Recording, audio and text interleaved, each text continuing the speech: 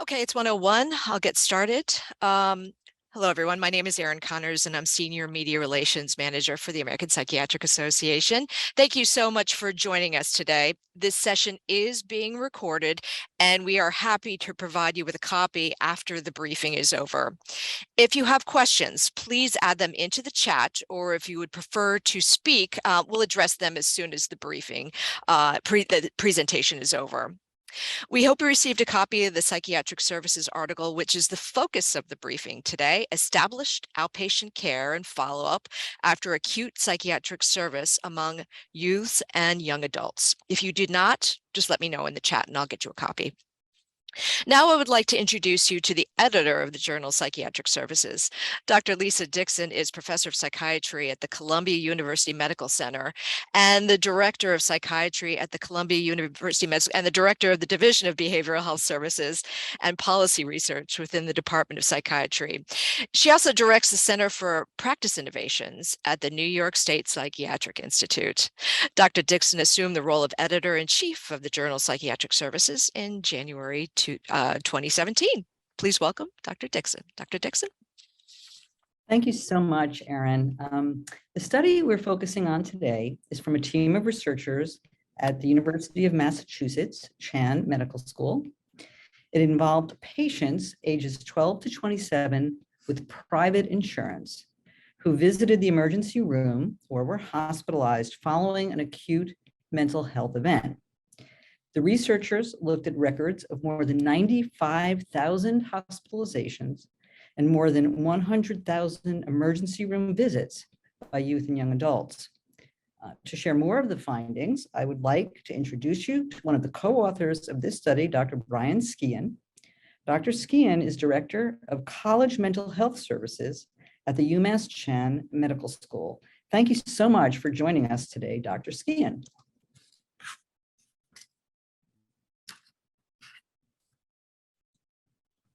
Thank you so much, Dr. Dixon, for that lovely introduction, and thank you to Psychiatric Services and the American Psychiatric Association for highlighting our work. We really appreciate the opportunity to show this. I want to also thank the entire research team, some of which could not be here to join us today, who have been working on this, especially the lead author, Julie Huguenin, who has done tremendous work in this area since starting her MD PhD training. So without further ado, some stats that I thought would be helpful. If you look at a study from 2021, more than 44% of high school students reported persistent sadness or hopelessness over the course of the last year. 1 in 5 of those folks seriously considered suicide, and nearly 1 in 10 actually attempted suicide. So when we look at the numbers of young adults and adolescents that are struggling with behavioral health issues, the data trend is disturbing nationwide, and safety and suicidality is increasing. And so one of the things that we wanted to look at was how often are these folks getting, the quality metrics that we use for following up after a psychiatric crisis and making sure that they follow up with their providers. A little bit about transition age youth, which is traditionally termed and defined in the literature as ages between 15 and 26. You'll note that we went a little younger in this age range. We wanted to catch the entire adolescent population. But a few things that are unique to transition age youth. There's a lot of insurance changes over this time period, whether they are moving from high school to college, whether they are independently working, they may lose access to insurance. And so that's a particularly difficult thing for this cohort. There's also increasing autonomy and self-reliance, both in accessing providers, engaging with substances, and we have various laws throughout the country regulating substances right now that are likely impacting this. Employment, school, and financial challenges are also other issues that come up. In addition, at this time where we see about 75% of mental illness can be identified by this age or present this way, we see a transition from pediatric providers to adult providers, and there are many youth that are lost in this transition. Also, the child-serving supports tend to be higher in most communities than there are for adult-based services. And so they may have actually lost some supports that have helped stabilize them. And then for those that are dealing with mental illness, especially serious mental illness, there may be delayed psychosocial development in terms of how they interact with peers, how they get appointments, how they interact with their insurers, and even how they get to pharmacies to pick up their medications. So there are many challenges in this group. In order to make sure that we could have the most robust questions answered and include the most appropriate folks, we really engaged a lot of stakeholders in this study. And so Julie was instrumental in pulling in all of these folks from the Youth Advisory Board, because youth actually have really good ideas of how they want their healthcare delivered. The group Got Transition, who has been coming up with evidence-based practices for practice management systems and looking at how we can do a better job in transitioning from pediatric care to adult care. Mental Health America, the National Federation of Families, which is a parent-run organization. UMass Chan Commonwealth Medicine does a lot of healthcare consulting and operations. And one of our other nonprofit groups in the area, Reliant Medical Group, or I'm sorry, not a nonprofit, but the largest independent medical group in central Massachusetts. So we really tried to be comprehensive, and we were looking at Massachusetts patients. The study, as Dr. Dixon mentioned, was looking at ages 12 to 27. We used a commercial database with de-identified health insurance claims data. And we really looked at the quality measures that we talked about for follow-up at 7 days and at 30 days. We defined established outpatient care as greater than one outpatient visit in the 6 months prior to the presentation to the emergency room or the psychiatric hospital. And this is some of the data that's come out of this. If you look at emergency department data, our 7-day follow-up is only 28.6%, and 30-day follow-up is under 50% when discharged from the emergency room. When discharged from the psychiatric hospital, the numbers are a bit better, with about 43% engaged in some kind of follow-up within the first week, and just over 2/3 engaged in some kind of follow-up within the first month. But again, as you can see, we're far from the goal of making sure that everybody is getting follow-up care within 7 days of an acute psychiatric event. So a few of the take-home points that I wanted to bring up, fewer than 50% of privately insured youth had follow-up within 1 week. And we know that when you look at Medicaid plans, you're looking at about a 50% rate of follow-up within the same time period. So we're certainly not doing better with the commercial insurers that we looked at. Fewer than 25% of youth with comorbid substance use were seen within 7 days after a visit. And established outpatient care led to increased likelihood of all groups at 30 days. If you had both primary care and mental health providers, that was about a 69% rate of having one visit within the first 30 days. If you had mental health alone, the numbers were similar, but a bit lower. And only primary care providers were down to about 1/3 of people followed up at 30 days. So a few things that we're thinking about, as you might surmise from this data, insurance is necessary, but not sufficient to ensure follow-up. Traditionally, we think of folks with commercial insurance as having good, solid plans that can help support that. But for this age group, it's not sufficient to make sure that we get them in the right amount of time. It also highlights our need to have accessible and appealing options for youth. And this may be where places like telehealth opportunities may come up. You're also talking about, especially when you get into the older age groups of the cohort that we looked at, a somewhat transient population, whether they're working out of state or going to higher levels of education out of state. They may not have access to the provider that they had if they're across state lines and there's licensing restrictions. Those are some barriers that youth have identified. I also think it's important that we looked at the large age group of 12 to 27, but there is a separation between those that are over 18. They are both less likely to have established providers than their younger cohorts, and they're less likely to follow up with people. This may go back to that transient nature of the population. And finally, I think it's really wonderful that the Surgeon General put out a statement about the need to respond to youth mental health crisis that we've seen over the last several years and long before the pandemic, but just exacerbated by the pandemic. But I think it's really important. We all believe that young adults really need to be included in any of those initiatives because these are the folks that are getting into adulthood, and we need to make sure that we're supporting them as well. And that's our hope. And Our research team is continuing to do some of this work. We have our transitions to adult research center and our implementation science and psychosocial advances research center that are continuing to work on issues related to transition age youth. I'm happy to take any questions at this time. And I also put up a QR code that has a link to some of the qualitative measures that came out in another aspect of Julie's research, looking at some interviews with providers, both on the primary care side, as well as the psychiatric side, to get some insight into what may be going on here and to continue to engage stakeholders. And so I will turn it back over to Dr. Dixon. Thank you so much, Dr. Skian. As he said, we can take some questions, and I'm going to turn this segment back over to Erin.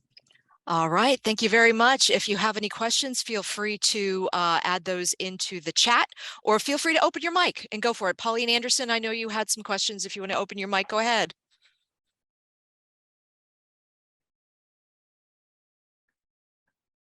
Hello, can you hear me? Yes, we can hear you. Go ahead, Pauline. You're with Medscape. I'm with Medscape. I'm just wondering what the actual root cause of this lack of follow-up is.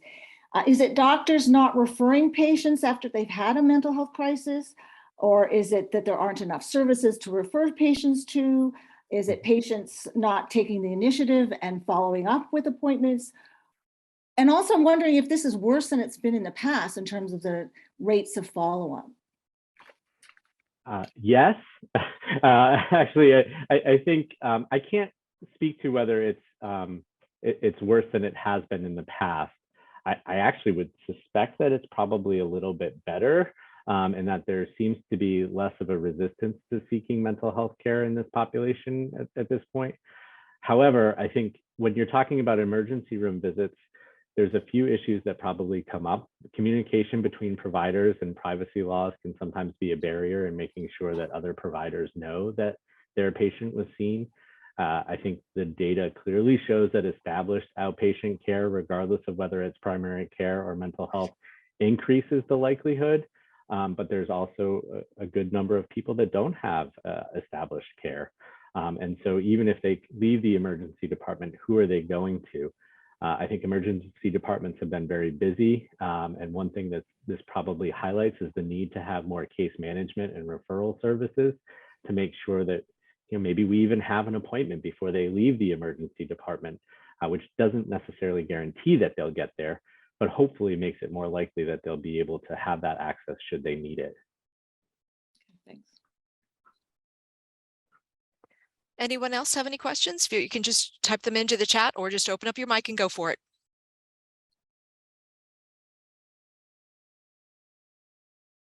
I have a question. Can you introduce yourself?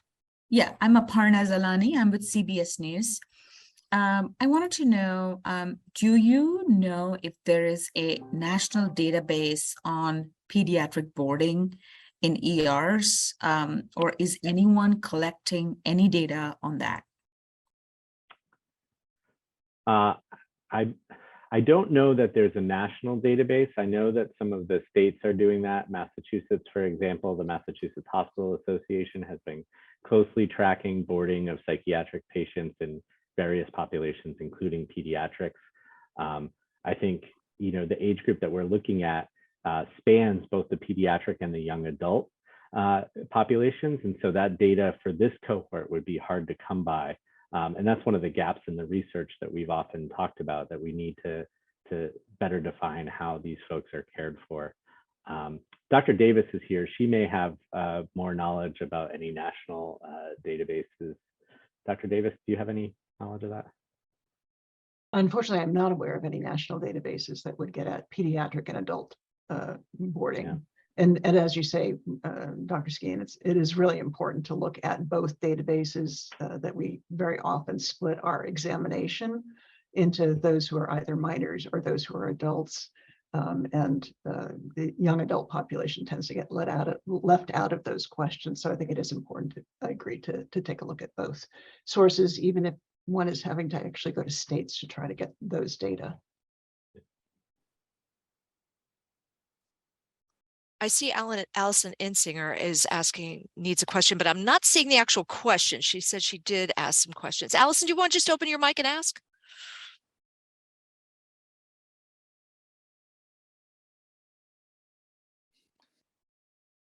Okay, can you hear me? Yes. Okay, I'm Allison Knopf, Ensinger is my married name, but I'm the managing editor of Child and Adolescent Psychopharmacology Update and Child and Adolescent Behavior Letter, both monthlies published by Wiley. And so my first question was, why did you just look at privately insured? And my second question was, what specific recommendations do you have for improvement, especially to the child and adolescent psychiatry and psychology practitioners who are affiliated with hospitals, but may not have any, especially academic hospitals, but may not have any, ways to send people outside? Mm-hmm. So I think the reason we, at least in part, that we looked at the commercial insurance is there was already existing data out there for a lot of the Medicaid follow-up folks. And one of the hypotheses was that perhaps commercially insured folks had better rates of follow-ups because they were quote unquote better insured or had better access. I think in some cases, state health insurance plans and Medicaid services may actually, including things like wraparound services, may actually be better prepared to support this population. But the ages that those services change over vary from state to state. In terms of what can we do better, I think reducing barriers to access and also increasing communication. So making sure that we have appointments scheduled at the time of discharge from the ED, which is not common. I mean, it's often common that the discharge paperwork will say, please follow up with your outpatient providers, but I don't know that the appointments are often included in that discharge paperwork from the emergency department. So that would be one thing, so that these youth that may have executive functioning challenges or their parents may have challenges can also have that piece of paper where and when to go. I think the other piece is decreasing some of the barriers to access. We know there's a workforce shortage. There's a shortage of child psychiatrists nationwide by about 32,000 over the estimates of what we actually need to care for this population. But I would say that things like telehealth are going to hopefully expand access. I think reducing barriers to people that have established providers when we're talking about practicing across state lines. Using telehealth or other modalities may be useful. And then making sure that we're leveraging the resources within the community that exist. These resources turn over often. Private practices pop up all the time, both for social workers as well as providers. And we need to make sure that hospitals and emergency rooms have an updated database of who has access and who they can refer to.